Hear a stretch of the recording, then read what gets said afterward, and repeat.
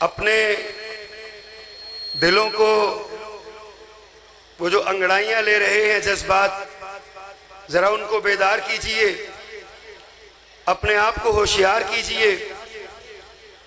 एक फातिह कादियानियत मौलाना सनाउल्लाह अमृतसरी रहमहुल्लाह, उनके नबीरा का खिताब आप सुन चुके, और एक और फातिह कादियानियत हजरत मौलाए मीर सैयद इब्राहिम मीर सियालकोटी रहमहुल्लाह, उनके नबीरा आप से हम कलाम होने जा रहे हैं। अहले हदीसों की खुशबख्ती है कि हमें अल्लामा साजिद मीर जैसा कायद मिला। पाकिस्तान के पार्लियामेंट की खुशबख्ती है कि उन्हें अल्लामा साजिद मीर जैसा रुकने पार्लियामेंट मिला। बाकिरदार है, बेदाग है, जुर्रतमंद है, जुर्रत व बसालत का पैकर है, परवेजी आमरीयत के सामने डट जाने वाला और खान साहब की जमहूरी आमरीयत के सामने सीसा पलाई दीवार बन जाने वाला मेरा और आपका कायद है। जरा हाथों को बुलंद कीजिए, परचमों को लहराइए, उठ के खड़े हो जाइए, इस्तकबाल कीजिए। नाराए तकबीर, तेरा मीर मेरा मीर, तेरा मीर मेरा मीर,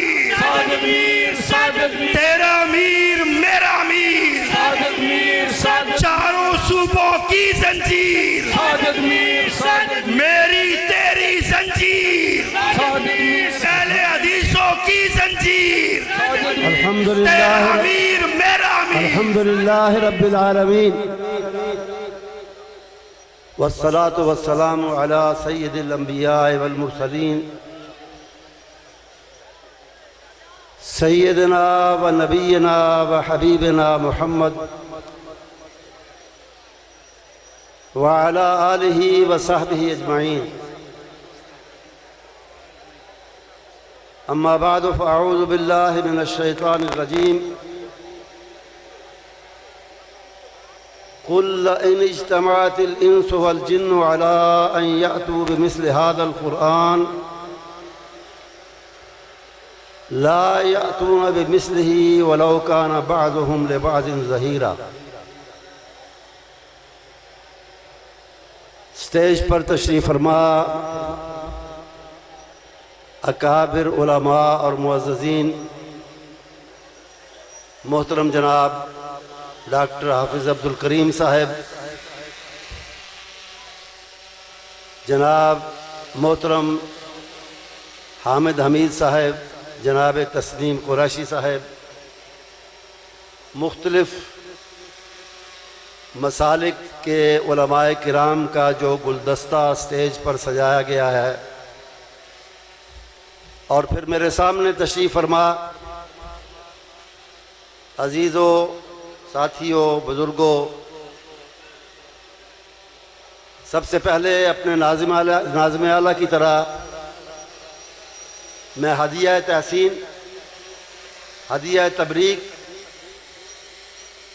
और दुआ पेश करूँगा मरकज़ी जमीयत अहले हदीस के अपने रुफ़क़ा और साथियों की खिदमत में,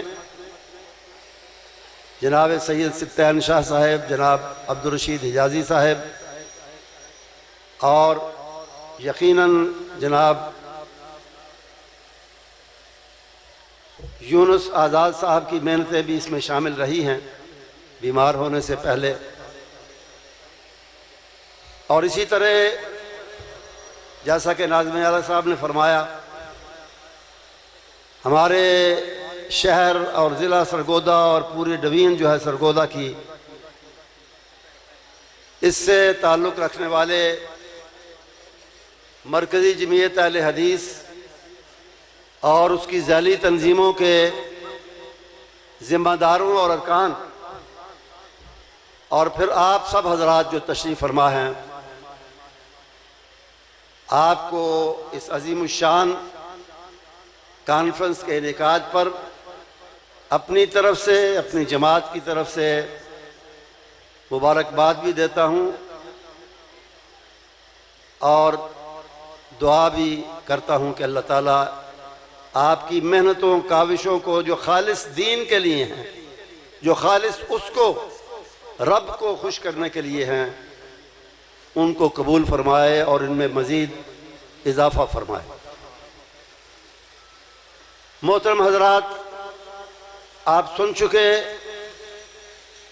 कि ये कॉन्फ्रेंस ख़ास तौर पे इसका जो फोकस है वो ख़त्म नबुव्वत और हज़रात सहाबा किराम रिज़वानुल्लाह अलैहिम अजमाइन,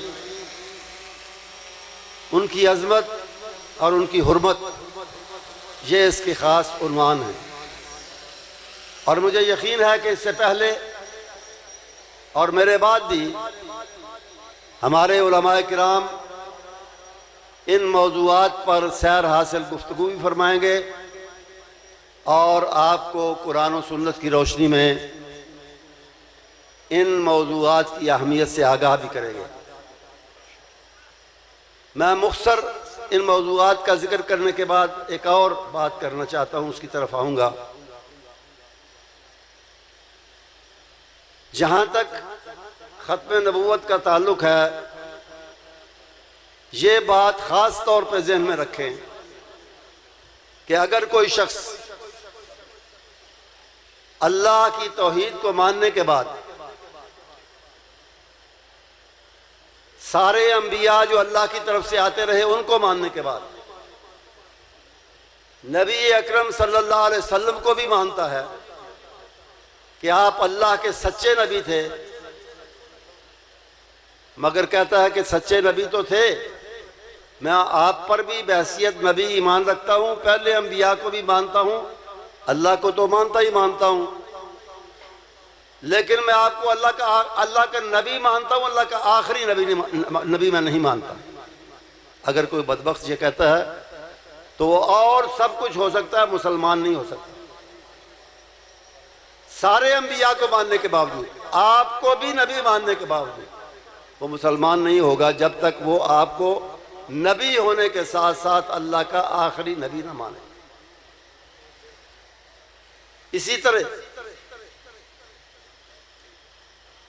जो शख्स सहाबा की अजमत को तस्लीम नहीं करता, मुझे तो हैरत होती है कि मुसलमान होकर, मुसलमान कहलाकर कोई सहाबा की अजमत हुर्मत से कैसे इनकार कर सकता है। देखिए, मैं एक मिसाल देता हूं। कोई शख्स अल्लाह को माने और कहे मैं अल्लाह को तो मानता हूं, लेकिन ये नहीं मानता कि वो समी है, वो बसीर है, वो राज़िक है, वो खालिक है बस अल्लाह, लेकिन उसकी सिफात को मैं नहीं मानता, तो क्या वो मुसलमान होगा? नहीं होगा।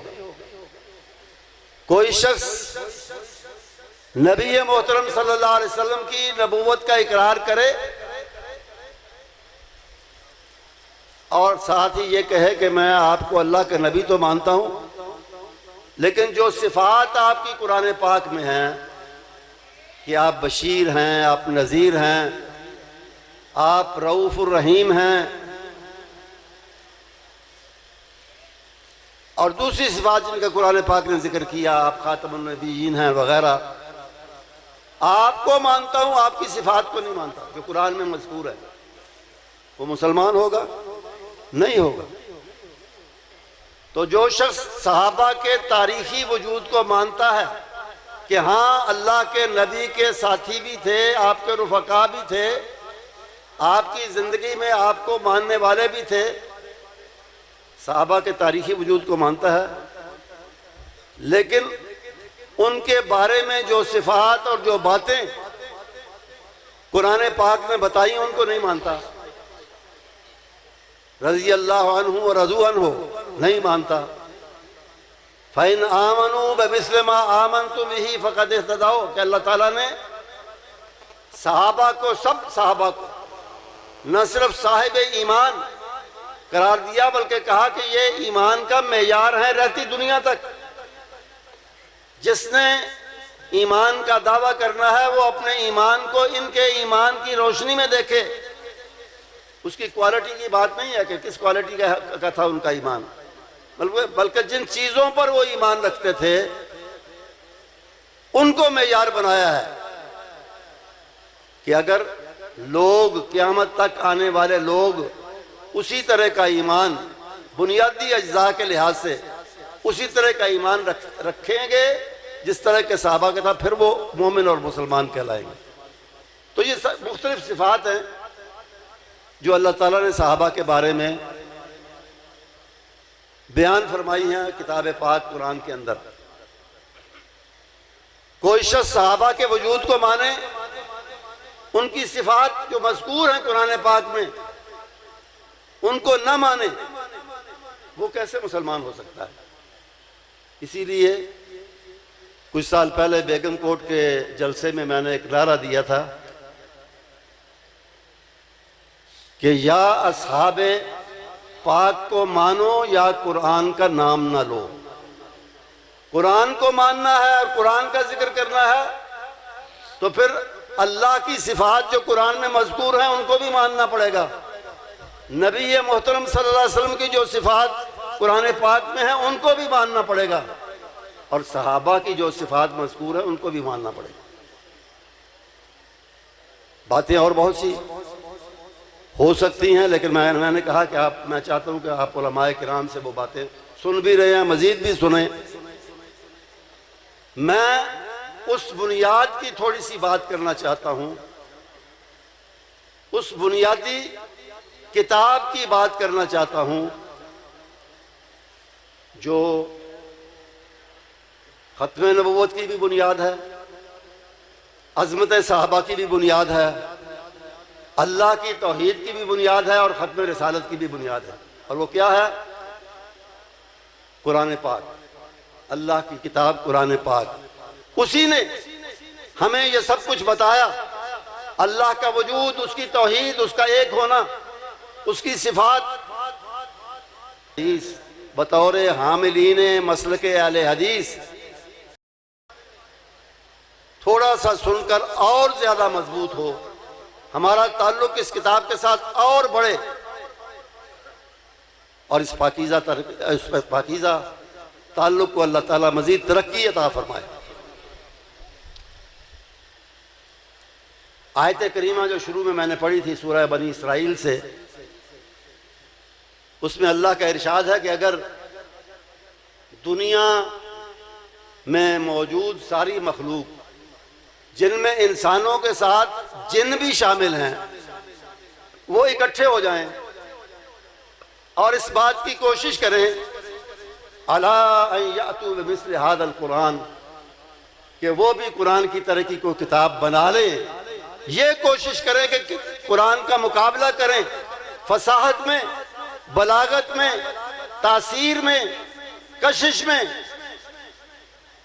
तो इसमें हरगिज कामयाब नहीं होंगे। अपने साथ जिसको चाहे मिला लें, इस तरह की किताब नहीं बना सकते।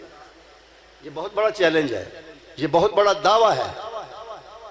आइए थोड़ा सा देखें कि ये दावा टाइम टेस्टेड भी है या नहीं, तारीख इसकी शहादत भी देती है या नहीं, तारीख में ये मानी गई बात या नहीं, साबित हुई ये बात या नहीं।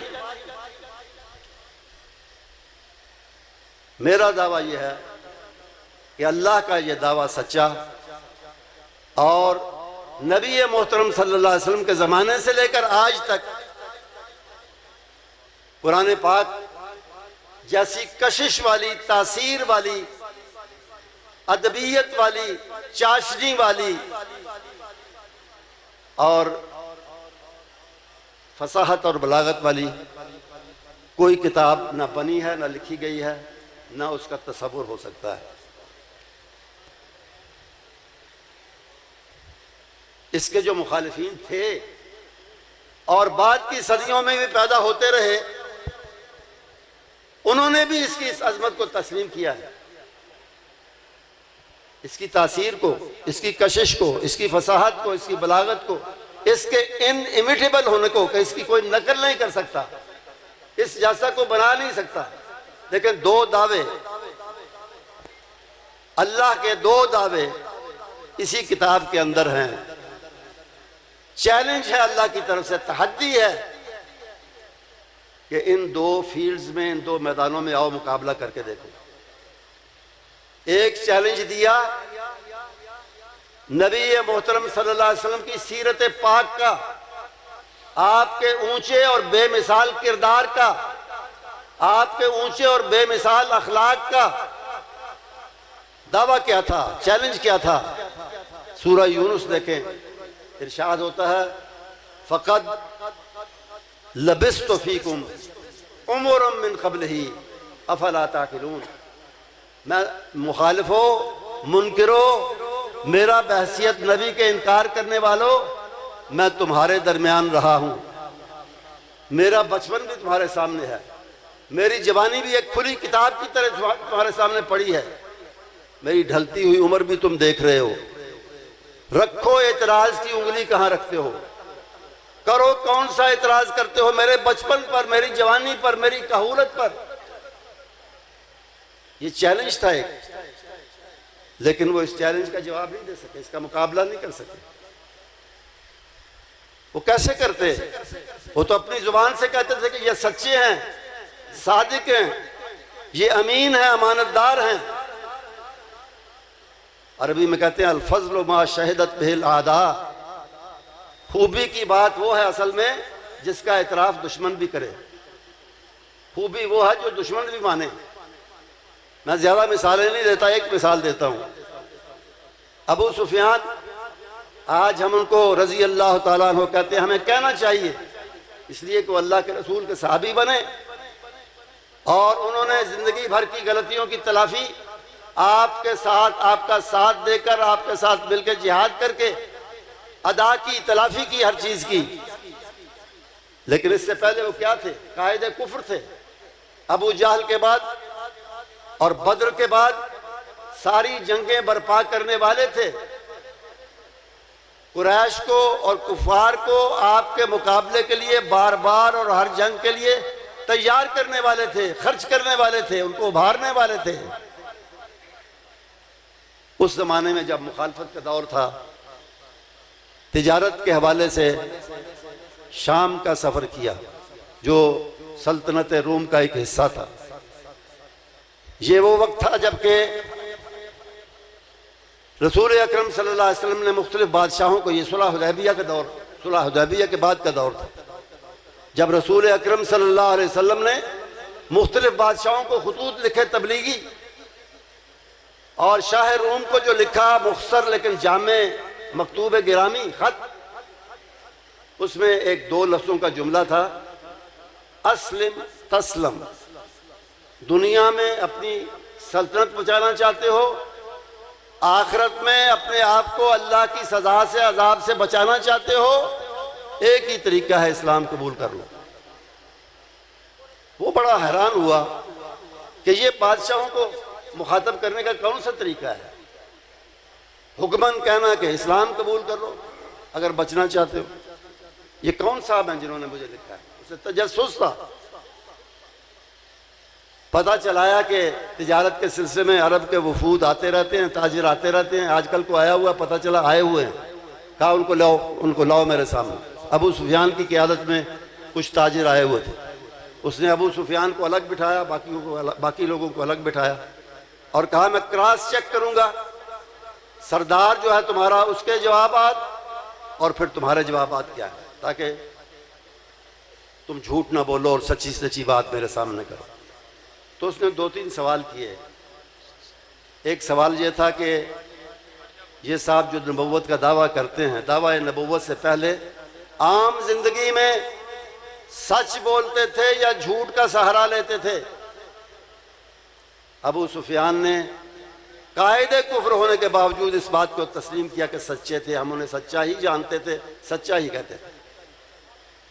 फिर उसने कहा कि अमानतदार थे या नऊज़ बिल्लाह खुदा न खास्ता बददियानत थे? उसने कहा कि जी अमानतदार थे। वादा पूरा करते थे या उसकी खिलाफ वर्जियां करते थे? उसने कहा यहां मैंने थोड़ी सी पच्चर लगा दी। ये माना कि पहले तो वादा पूरा करते थे, अब नया वादा, नया मुआहदा हमने किया है सुलह हुदैबिया का, देखें इसको पूरा करते हैं या नहीं करते। तो मैं उस चैलेंज की बात कर रहा था। फ़क़द लबिस्तु फ़ीकुम उमरम मिन क़ब्लिही अफ़ला ताक़िलून। मेरा इनकार करने वालों, मुझे नबी न मानने वालों, मेरी ज़िंदगी को देखो। है कोई इतराज़ की बात जो तुम निकाल सकते हो पूरी ज़िंदगी में से? दूसरा चैलेंज कौन सा था? कौन सा था दूसरा चैलेंज? दूसरा चैलेंज ये था कि अगर अल्लाह ने फरमा दिया कि अगर तुम मेरी इस किताब को मेरी तरफ से नाजिल शुदा नहीं मानते, फातू बि किताब मिस्ले, इस तरह की किताब तुम भी बना लो, बना के ले आओ। और नहीं कर सकते, फातू बि अश्र सुवर मिस्ले ही मुफ्तरयात, चलो 10 सूरतें बना लो, 114 नहीं 10 बना लो।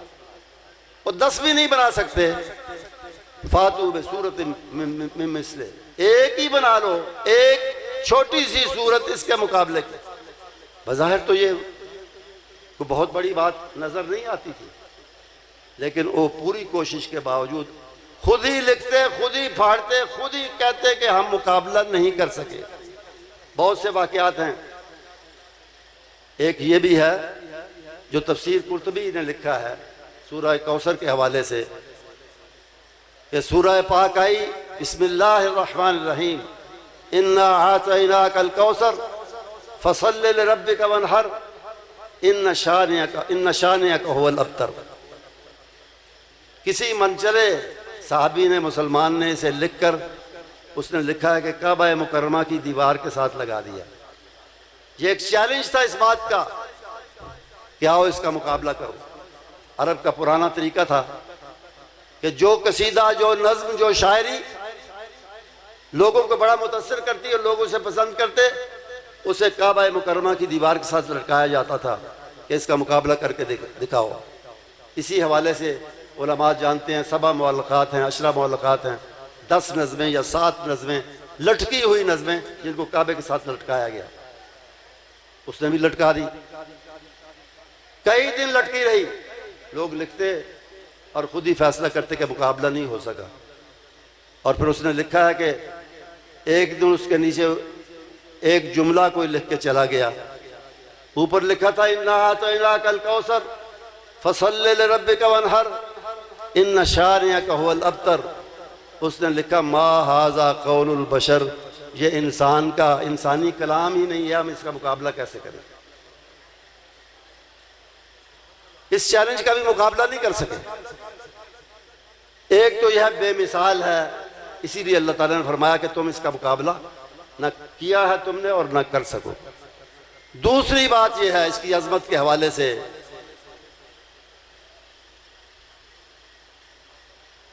कि दूसरी तमाम आसमानी किताबों में तब्दीली हो चुकी, तहरीफ हो चुकी, बाकी जो किताबें हैं उनमें भी होती रहती है। ओरिजिनल से कई फर्क आते हैं, अगले एडिशनों में आ सकते हैं, लेकिन ये वो किताब है जिसमें आज तक एक हर्फ और एक शोशे की तब्दीली नहीं हुई। और ये मैं नहीं कहता, बहुत ज़्यादा हवालों की बजाय एक हवाला देता हूँ, एक बात करता हूँ। आपने सुना होगा कुछ लोग गैर मुस्लिम होते हुए, मगरिब के बाशिंदे होते हुए, मशरकी उलूम में जिसमें अरबी और इस्लामियात भी शामिल है, उनमें महारत हासिल करते हैं और उनको कहते हैं मुस्तशरिकीन, ओरिएंटलिस्ट। एक मुस्तशरिक, और आम तौर पर ये क्यों करते थे या क्यों करते हैं आज भी? इस्लाम पर एतराज़ करने के लिए, कुरान पर एतराज़ करने के लिए। अरबी पढ़ें, इस्लामियात का गहरा इस्लामी उलूम गहरे अंदाज में जाके हासिल करें, पढ़ें और फिर उसमें से एतराज़ निकालें। तो एक मुस्तशरिक है, उसका नाम है विलियम म्योर। ये ICS ऑफिसर भी रहा है इंडिया में, यूपी में शायद गवर्नर भी रहा है। उसने लाइफ ऑफ मोहम्मद सल्लल्लाहु अलैहि वसल्लम, सीरत पर 3 ज़ख़ीम जिल्दों में किताब लिखी है। अल्हम्दुलिल्लाह सियालकोट हमारी लाइब्रेरी में मौजूद है, पढ़े बगैर मैं बात नहीं कर रहा। उसमें जहां इसे मौका मिलता है तो मुतसिब, जहां मौका मिलता है नबी अकरम सल्लल्लाहु अलैहि वसल्लम की ज़ाते वाला सिफात पर, इस्लाम पर एतराज़ करने से भी चूकता नहीं। लेकिन इसके बावजूद जब कुरान की बात आई तो इसको लिखना पड़ा थोड़ा सा इंसाफ से काम लिया तो लिखना पड़ा कि this is the only text which has retained its purity for the last 13 centuries. ये वाहिद किताब है दुनिया की, उसने लिखा जो गुज़श्ता 1300 साल से उसी तरह प्योर और खालिस और महफूज है जिस तरह ये नाजिल हुई, जिस तरह ये आई थी। 13 सदियां क्यों लिखा? ये किताब छपी थी 1860 में। आज हम कहते हैं 14 सदी, अब तो 14.5 भी होने को जा रही है। लेकिन ये उस वक्त उसने लिखा कि 13 सदियां गुजरने के बावजूद इसमें कोई तब्दीली नहीं हुई, ना कोई तब्दीली साबित कर सका। तीसरी बात इसकी कशिश और तासीर है, जिसकी वजह से ये अजीम किताबों में अजीम किताब शुमार होती है। और इसकी भी बड़ी मिसालें हर दौर में मिलती हैं कि इसकी तासीर ने मुखालिफों पर क्या असर किया। इसकी तासीर ही के हवाले से कुरान पाक की सूरह अनाम में एक आयत आती है, वहुम यनहौन अन्हु व यनऔन अन। वो खुद भी यानी काफिर कुरैशी खुद भी इससे रुकते हैं और लोगों को, दूसरों को भी इससे रोकते हैं कि अगर सुन लिया तो फिर यह मुसख्खर कर लेगी, काबू कर लेगी, अपना बना लेगी सुनने वाले को, पढ़ने वाले को। कुरैश ने अपने एक सरदार उतबा को सफ़ीर बना के रसूल अकरम सल्लल्लाहु अलैहि वसल्लम की खिदमत में भेजा। उसने आपको आके 3 पेशकशें की, आपने सुना होगा उलमा से, मैं मुख्तसर करता हूँ। उसने कहा कि अगर आपने ये नबूवत का दावा किसी लालच की वजह से किया तो हम वो लालच वैसे ही पूरा कर देते हैं, आप इसको छोड़ दें।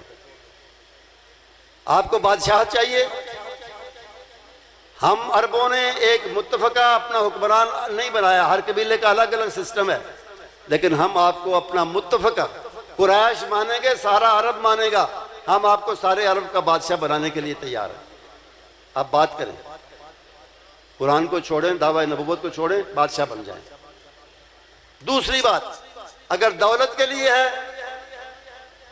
तो हम इतनी दौलत इकट्ठी करके आपके कदमों में रखेंगे कि आप हम सबसे ज्यादा दौलतमंद और अमीर बन जाएं। करें बात।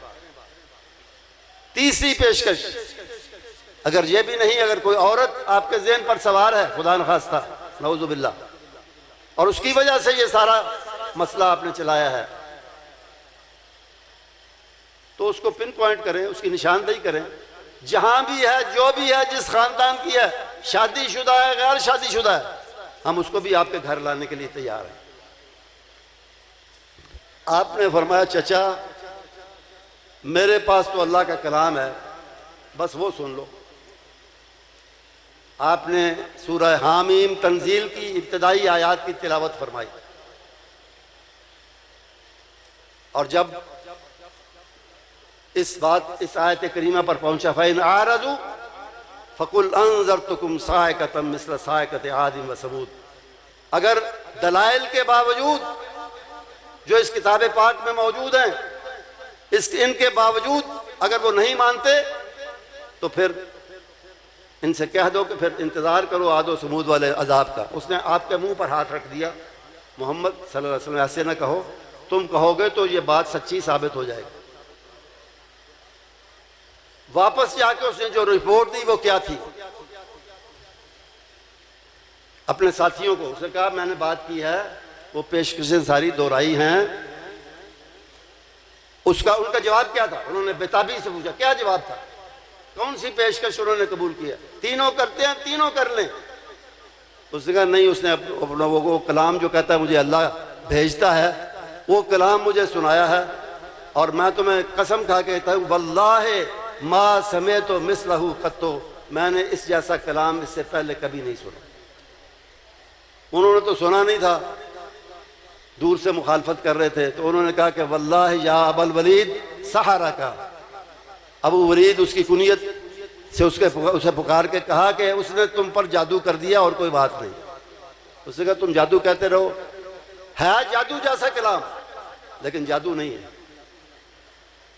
इसी तरह वलीद बिन मुगीरा एक और बहुत बड़ा मुखालिफ था, मुखालिफों का सरदार था। उसने भी आपसे बात की और आप उसको कुरान सुनाया, तो उसकी रिपोर्ट भी यही थी कि वल्लाहि इन्नहु लअम्रुन अज़ीम उन्ज़िला इलैकुम, लोगों कुरैशियों, ये बहुत बड़ी बात है उसके पास, जो उसके पास वो कहता है मेरे पास उतारी गई है बात बहुत, तुम उसे मानो या ना मानो, बहुत बड़ी बात है, यानी बड़ी अजीम बात है, बड़ा अजीम कलाम है जो उसके पास। ये मुखालफों का तबसरा है, मुखालफों की बात है। और बहुत से, वो तुफैल दौसी की बात भी आपने सुनी होगी, जो मक्के से बाहर तिजारत के हवाले से मक्के आया करता था, उसको उसके दोस्तों ने मशवरा दिया कि मोहम्मद की गली में ना जाना, जैसे कहते हैं फलां की मस्जिद में ना जाना, मोहम्मद की गली में ना जाना। वो कुरान पढ़ते हैं तो लोग दिल मुसक्खर हो जाते हैं।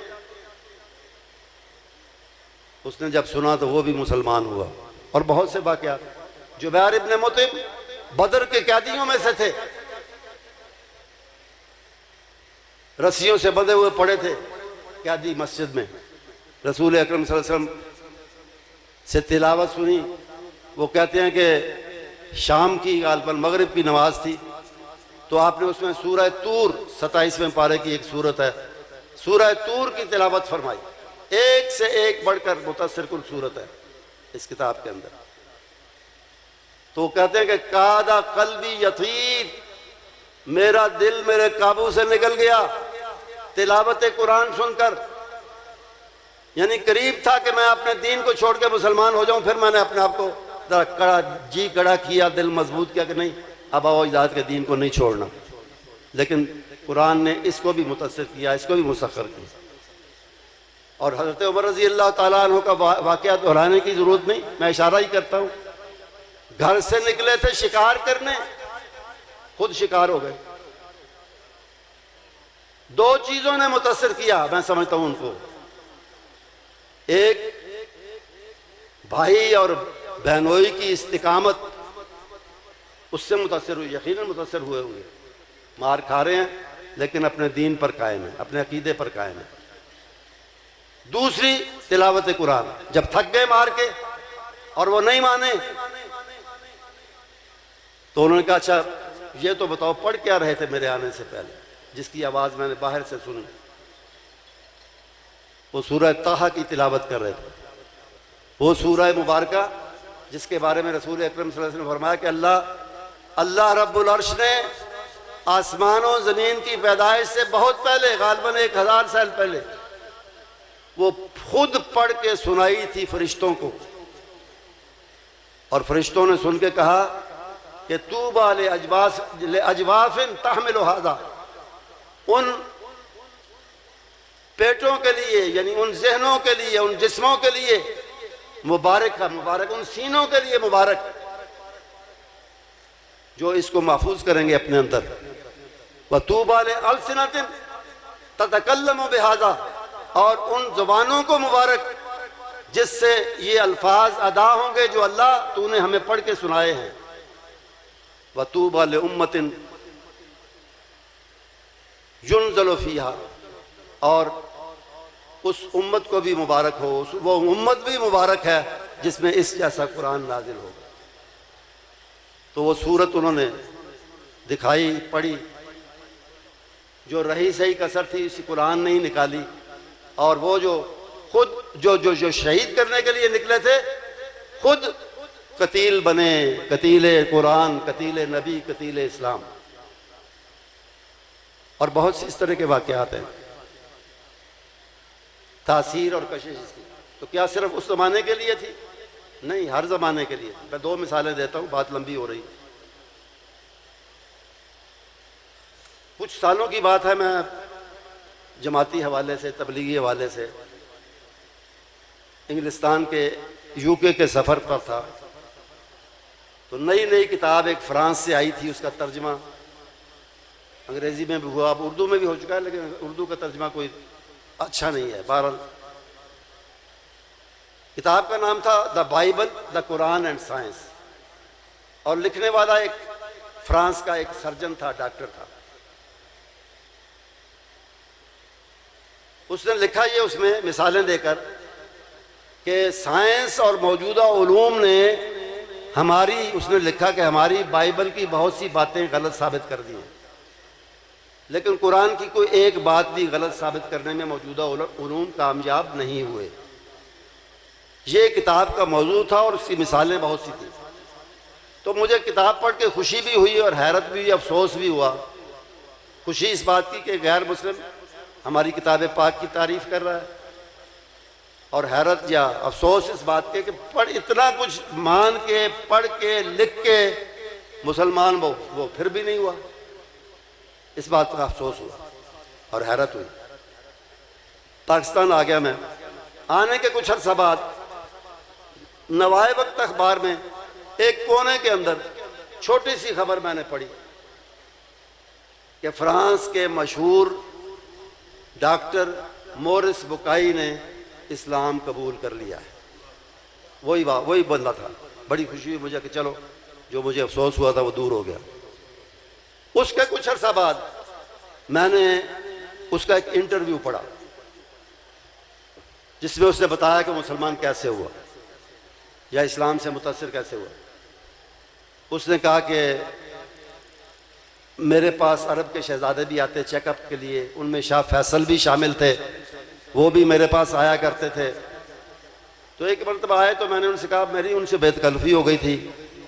मैंने उनसे कहा कि बादशाह सलामत, ये कुरान का बड़ा झंडा उठाया हुआ है आप मुसलमानों ने, तो मैं पढ़ता हूँ, मुझे तो समझ नहीं आती, एक बात यहाँ से शुरू होती है, फिर और बात, फिर और बात, फिर और बात, तो उसमें रब्त मुझे नज़र नहीं आता। तो उन्होंने बड़े तहम्मुल से बात सुनी और कहा कि ये बताएं डॉक्टर साहब, आपने असल अरबी में कुरान पढ़ा है या उसका तर्जमा पढ़ा है? उसने कहा मैंने तो तर्जमा पढ़ा है। तो उन्होंने कहा पढ़े लिखे हैं, और अरबी, कुरान की अरबी मुश्किल नहीं है, वलक़द यस्सरनल कुरान लिज़िक्र फ़हल मिन मुद्दकिर, कुरान की अरबी आसान अरबी है। आप ट्यूटर रखें, उस्ताद रखें, अरबी पढ़ें और फिर कुरान को बराह रास्त पढ़ें। अगले साल मेरी ज़िंदगी रही, मैं फिर आऊँगा, फिर मैं आपसे बात करूँगा। उसका ठीक है, बात हो गई। अगले साल आए, उन्होंने खुद बात छेड़ी शाह फैसल। तो उन्होंने कहा हाँ जी डॉक्टर साहब, पढ़ी आपने अरबी? हाँ जी पढ़ी। पढ़ा कुरान? हाँ जी पढ़ा। फिर करें बात, क्या एतराज़ है? उसने कहा जी असल ज़ुबान में पढ़ा है तो उसकी फसाहत, उसकी बलागत, उसकी कशिश मुझे अपने साथ बहा के ले गई है, अब मेरे ज़हन में कोई एतराज़ नहीं। यहीं से इब्तदा हुई, इस्लाम से मुतासिर हुआ और फिर बिलाखिर मुसलमान हो गया। दूसरी मिसाल, इंग्लिस्तान ही का एक गवैया था, सिंगर और पॉप सिंगर। पॉप सिंगर ये जो नाच नाच के गाते हैं, अब थोड़ा थोड़ा हिलते तो मेरा ख्याल सारा ही हैं, लेकिन वो खूब नाचते हैं गाते हुए, पॉप सिंगर। तो वो पॉप सिंगर था, उसका नाम था कैट स्टीवंस। कैट उसका अपना नाम था, स्टीवंस उसका ख़ानदानी या सर नेम था, फैमिली नेम। वो भी आज मुसलमान है और उसका नाम है यूसुफ इस्लाम। फलाही काम करता है, उसने एक NGO बनाई हुई है। किसी मुल्क में, मुसलमान मुल्क में ख़ास तौर पर ज़लज़ला आता है, सैलाब आता है, एक और बात होती है, पाकिस्तान में भी आया है एक दो मरतबा, तो वहाँ वो फलाही काम करता है। वो छोड़ गया वो गाना बजाना। तो उसका इंटरव्यू भी मैंने पढ़ा। उससे भी पूछा गया कि कैसे मुसलमान हुए और ये नाम तुमने कैसे रख दिया? तो उसने कहा कि किसी मौलवी ने मुझे मुसलमान नहीं किया, मैं कुरान पढ़ के मुसलमान हुआ। और उसने कहा कि सारी सूरतें अच्छी लगी मुझे पढ़ते हुए, लेकिन सूरह यूसुफ ने मुझे बड़ा मुतासर किया, इसलिए जब मैं मुसलमान हुआ तो मैंने अपना नाम रख दिया यूसुफ। तो उसका ये इस्लाम जो साथ लगाया है, ये क्या है? फैमिली नेम, तुम्हारा फैमिली नेम तो स्टीवन था। उसने कहा कि वो मेरा फैमिली नेम था, लेकिन अब मैं इस्लाम का बेटा हूं, इसलिए मैंने अपना नाम इस्लाम रखा है। ये वही बात है जो सैयदना सलमान फारसी ने कही थी। किसी ने पूछा कि हम सब खानदानों वाले हैं, फलां का ये खानदान, फलां का वो खानदान, आपका खानदान कौन सा है? तो उन्होंने कहा अनबनो इस्लाम, मैं इस्लाम का बेटा हूं, किसी खानदान से नहीं, इस्लाम से मेरा ताल्लुक। तो ये यूसुफ इस्लाम, ये आज के ज़माने की बात है। दो मिसालें मैंने दी कि सिर्फ ये नहीं कि नबी सल्लल्लाहु अलैहि वसल्लम के ज़माने में ये बात के अदवार में लोग मुतासर हुए, इस किताब पाक की कशिश से, इसकी तासीर से, बल्कि हर ज़माने में हुए हैं। हमारे लिए भी सिर्फ एक शर्त है, सिर्फ एक बात है, हम अपने कान, अपनी आंखें, अपना दिमाग, अपना दिल, अपने दिल की खिड़कियां और दरवाजे इसके लिए खोलें। आज भी ये हमें मुतासिर करके अल्लाह की तरफ खींचने के काबिल है और खींच सकता है। अल्लाह ताला हमें कुरान से और कुरान के हवाले से फिर खुद अल्लाह से और नबी मोहतरम सल्लल्लाहु अलैहि वसल्लम से और सहाबा किराम से अपने ताल्लुक़ को मजबूत से मजबूत तर बनाने की तौफीक अता फरमाए। व आखिर दावाना अनिल हम्दुलिल्लाहि रब्बिल आलमीन।